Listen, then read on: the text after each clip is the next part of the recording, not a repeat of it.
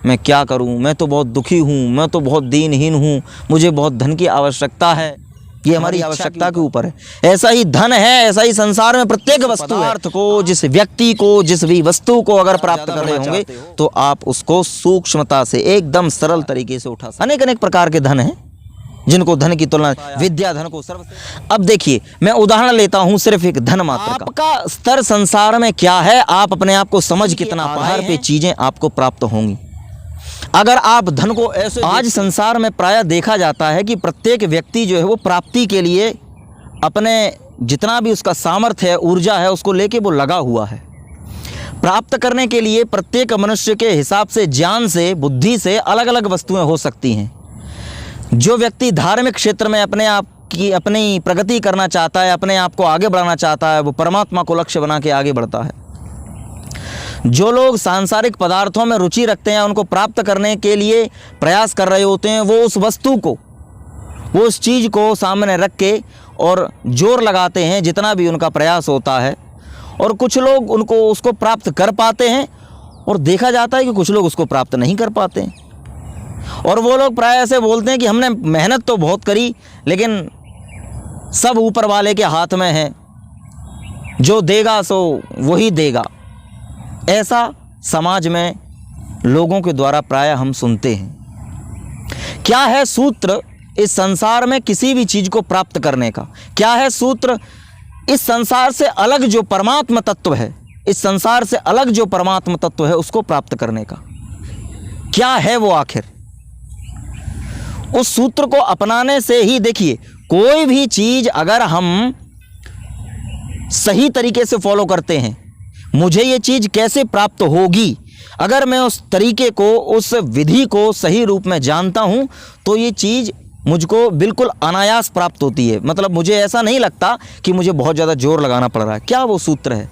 देखिए, हमारे शास्त्रों में हमारे द्वारा जिन चीज़ों को प्राप्त करने के लिए प्रयास किया जा रहा है, उनका वर्णन, उनको बहुत बेहतर तरीके से समझाया गया है, उनको बहुत उत्तम तरीके से हम लोगों को बताया गया है।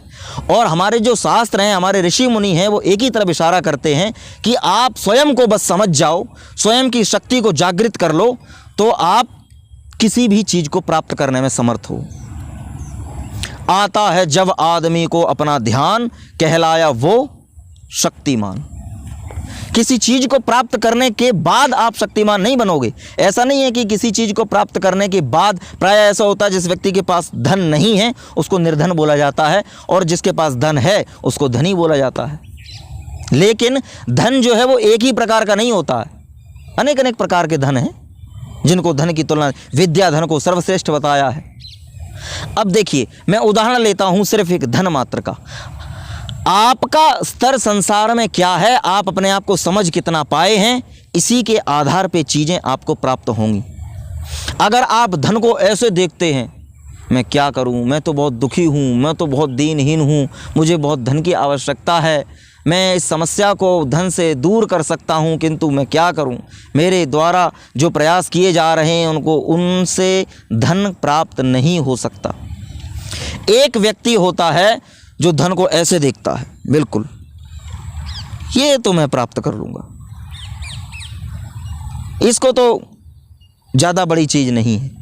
एक योगी भी जब परमात्मा के मार्ग पर आगे बढ़ता है ना, तो वो परमात्मा को बहुत बड़ी शक्तिमान के प्रस्तुत नहीं करता, वो बस ऐसे ही देखता है कि मैं इसके योग्य हूँ और ये तो मुझे मिलना ही मिलना है। मैं अपने आप को पहचान चुका हूँ, मैं अपने आप को जान चुका हूँ, मेरी शक्ति इतनी है, मैं जान चुका हूँ। तब फिर क्या, तब सिर्फ छोड़ना बाकी है, और हमको कुछ प्राप्त करने के लिए उधर ज़्यादा ताकत लगाने की आवश्यकता नहीं पड़ती है, हमको छोड़ना भर पड़ता है। अगर हम अपनी शक्ति को पहचान लेते हैं तो चीज़ें हमें बिल्कुल स्पष्ट दिखाई देने लगती हैं, सब नीचे नीचे नीचे नीचे दिखती हैं, ऐसे दिखाई देती हैं, और उनमें से हम जिसको चाहे उसको उठा सकते हैं। ये हमारी इच्छा के ऊपर है, हमारी आवश्यकता के ऊपर है। ऐसा ही धन है, ऐसा ही संसार में प्रत्येक वस्तु है।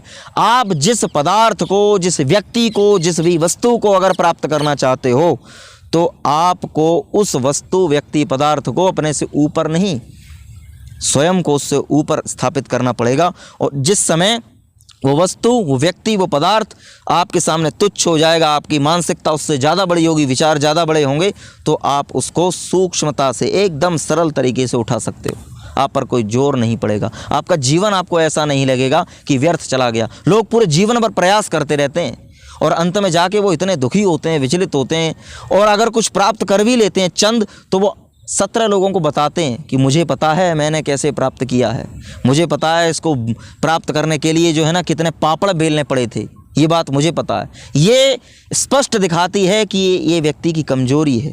वो व्यक्ति अपनी कमजोरी को प्रदर्शित कर रहा होता है। अगर आप मजबूत हो, आप शक्तिशाली हो, तो आप कभी भी प्राप्त की हुई वस्तु के पीछे जो कहानी है उसका आप ऐसे वर्णन नहीं करोगे। कठिनाई से प्राप्त नहीं करी है मैंने अपने लिए समय दिया, मैंने अपने लिए जानने में समय दिया है। बाकी ये चीज़ तो संसार में ऐसी ही है। उससे संसार आपको कभी दुखी नहीं करेगा और आप संसार को बिल्कुल सहज तरीके से पार कर जाओगे।